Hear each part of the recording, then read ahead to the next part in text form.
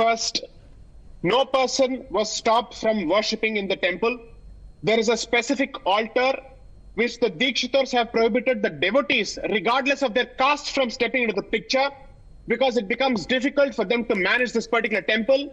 Please note that the Chidambaram temple has been under attack for close to 4 decades from Dravidinist hooligans and their governments, simply because they see this as a Brahminical institution, as a consequence of which they are repeatedly trying to violate the constitutionally guaranteed fundamental rights of denominational freedom to Podu Dikshitars.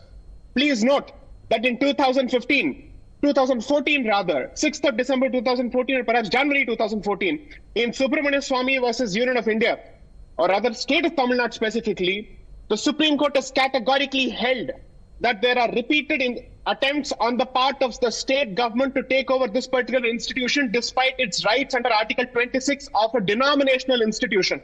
So when someone says, don't people have the right to enter the particular temple? Of course they do. But since it is a denominational temple with rights under Article 26, people will enter the temple only subject to the rules laid down by the Podu Dikshitars. That cannot be taken away. This right is equally available to temples where non-Brahmin priests are appointed. So if someone says, assume for a moment if a Brahmin were to enter a non-Brahmin governed temple to say, I am a Brahmin, I have the right of superiority, I must be given primacy of worship, I must have the right to enter the sanctum sanctorum and in places where others are not permitted, even that would be equally violative of the rights of that particular temple and the people who govern that particular temple. So this Dravidinist argument, which is being made by this person in the panel, is fundamentally stupid. It is anti-Brahmin, it is anti-Hindu, and it goes against every grain of the Constitution. I'm happy to quote chapter and verse from the Constitution and judgments of the Supreme Court to this person who seems to be legally illiterate.